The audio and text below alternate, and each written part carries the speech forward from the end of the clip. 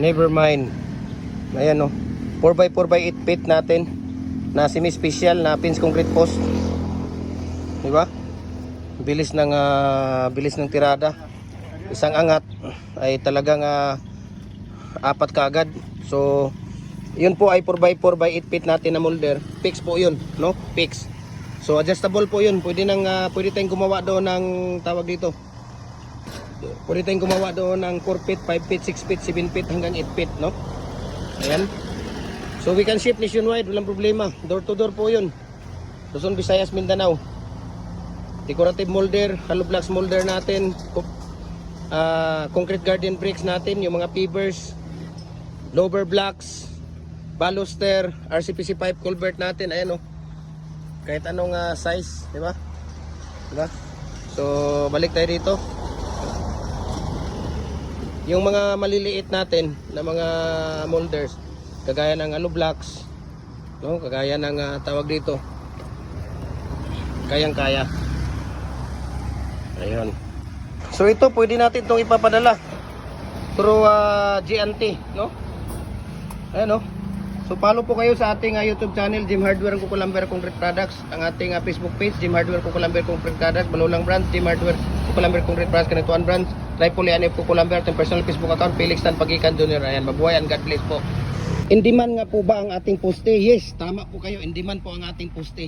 Dahil bukod sa semi-special siya, bukod sa matibay at maaasahan, tatlo po ang bakal ang nilalagay natin dito sa loob ng ating molder.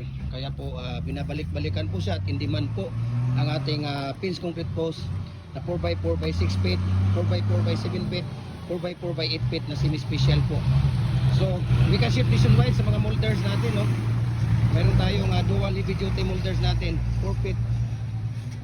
Pwede kang gumawa ng 4 feet, adjustable po siya, 5 feet, 6 feet, 7 feet hanggang 8 feet. Kaya message nyo ako, share ko sa inyo ang price list sa shipping details dito. So ang price ng ating pins concrete post na semi-special na 4x4x6, 200, 4x4x7 feet, 230, 4x4x8 feet ay 280. Ayan. So tingnan nyo na rin kung paano ilalagay yung ating matting sa loob ng ating molder.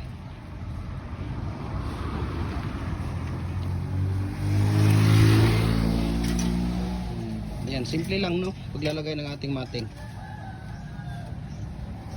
Ayan. So we can customize also, no? Kung ano yung gusto niyo ng mga sukat. Sa molders natin, we can customize also 4.5 by 4.5, 5.5 by 5.5, or 5 by 5 or 6 by 6, depende po. Basta ang standard ng haba natin ay 8 feet po siya. Ayan. So sana nagustuhan niyo yung video natin at mabuhay po tayo and God bless sa ating lahat. Dong, yung apat mo na dong, ang ano niyo.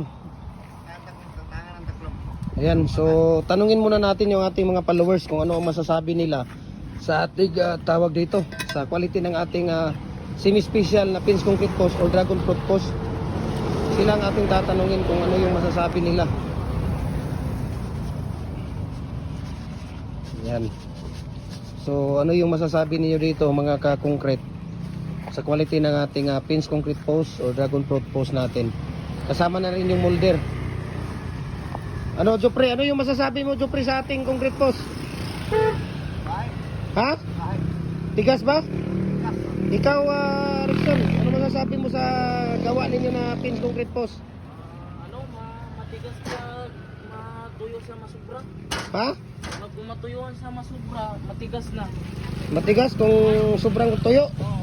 Sobrang tigas ba? Mas matigas pa sa'yo? Ha? Rickson? Oo. Mas matigas pa daw sa kanya. Walang hiya to. Grabe naman yun. So we can ship nationwide, Luzon, Visayas, Mindanao sa mga molder natin. Adjustable lahat itong molder natin. Mayroon tayong fix, mayroon tayong adjustable, no? So pwede ka na gumawa ng 3 feet dyan, 4 feet, 5 feet, 6 feet, 7 feet hanggang 8 feet. Yung molder natin dahil adjustable po siya. Ayan, no, mayroon siyang kasamang pang-condemn. Usually ang ano natin, standard size ng ating molder ay 4x4 by 8 feet, but we can customize according sa needs ninyo. Kung gusto niyo ng 4.5 by 4.5, pwede 5 by 5, 5.5 by 5.5 or 6 by 6, walang problema po, no? At madali lang siyang ilagay yung ating matting art, no? Ibig sabihin yung bakal na nilalagay natin sa loob ng ating concrete post or pins concrete post natin or dragon fruit post natin. So tatlo ang bakal na nilalagay natin sa loob. Ayan, kung makikita ninyo, tatlo po yan, no? No, kadalasan kasi dito sa amin, dalawa ang mga bakal na ginagawa nila. So, mas maganda talaga ang tatlo na bakal. Tapos, 8mm ang ginagamit namin dito na rebar, standard, at saka number 16 na tie wire ang mga ginagamit namin. Mabilis lang din siyang ikabit. Ayan, no? Mabilis mo lang din siyang ilagay. Makikita ninyo. Ayan. So, kitang-kita nyo naman kung gaano kaganda, no? Ayan, kabilis. So, maraming salamat po, no? Tingin tayo doon sa ating, tingin tayo doon sa ating mga maliliit na molder. Papakita ko sa inyo para may idea kayo sa mga maliliit na molder, no? Nagpapadala tayo through GNT Express or GNT Home, no? Papakita ko sa inyo yon. Dong, i-aplasan mo yan dong, ha? Yun, no? Yung dalawa. Kanina dahil nag-ano siya. Papakita ko sa inyo doon para makita ninyo. Ayan.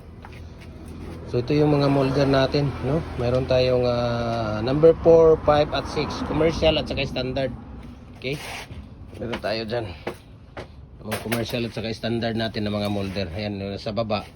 Mga decorative yan. Ayan, kung makikita ninyo. Ayan, decorative dito. Tapos mayroong mga bricks. Ayan yung dalawahan ng mga bricks ng mga maliliit. Yan po ang mga bricks molder natin. So dapat pag mayroong concrete products, dapat kumpleto ka sa mga design, no? Para one stop shop lang yung customer natin, hindi yung tawag dito. Mayroon ka lang isang design, mayroon kang walang pagpipilian yung customer. Kahit ikaw naman ngayon ang bibili, di ba? Mas maganda talaga yung marami kang pipilian. Kaya sa amin dito, lahat ng design, no, lahat ng mga fast moving na mga design kinukuha namin, no? Kinukuha ko. At ito na nga yung mga molder na mga puro fast moving yan. Ayan, mayroon tayong muhon doon. Mga bricks, ayan, zigzag na bricks, donut, ayan, may paypay, hexagon, S, ayan yung S, bar, octagon, number 8, ayan 8, tapos L bricks molder at saka yung candy molder natin.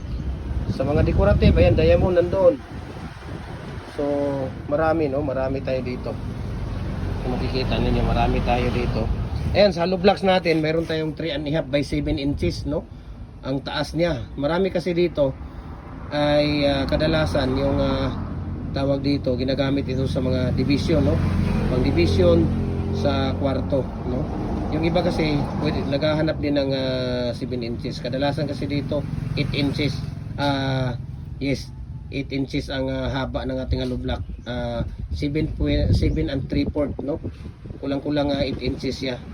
Pag nakahulma ka na, mayroong 3 and 3/4. Ayan, makikita niyo single 3 and 3/4 yan.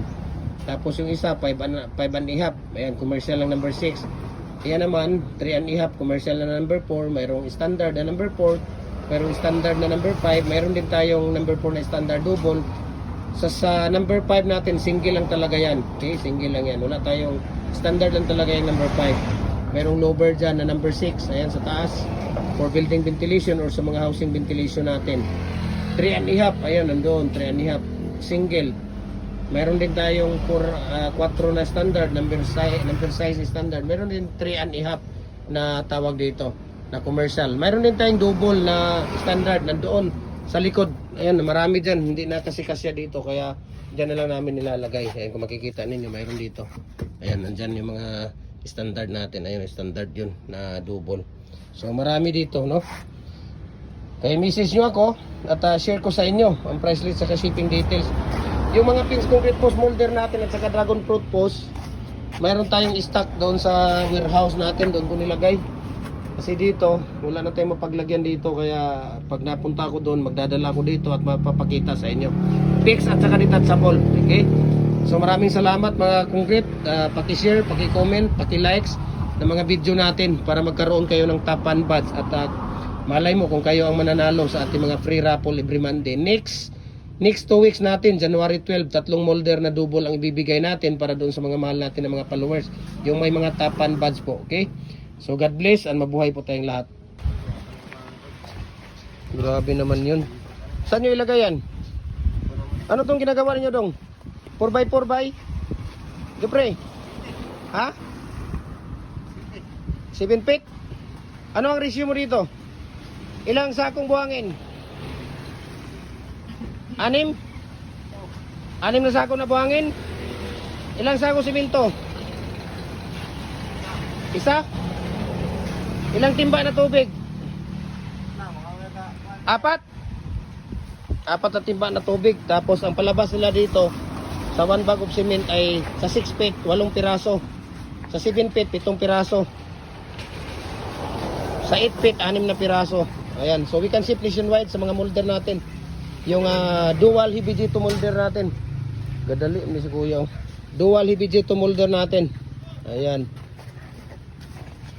Tingnan natin kung we can ship nationwide, Luzon, Visayas, Mindanao. Kahit sa sulok man tayo ng mundo, kayang abutin ng ating cargo. Mabilis lang 15 to 18 minutes lang siya pagka tag-init.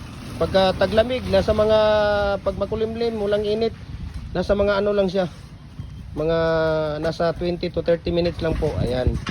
So maraming salamat. And God bless po sa ating lahat. Ayan, mabilis lang.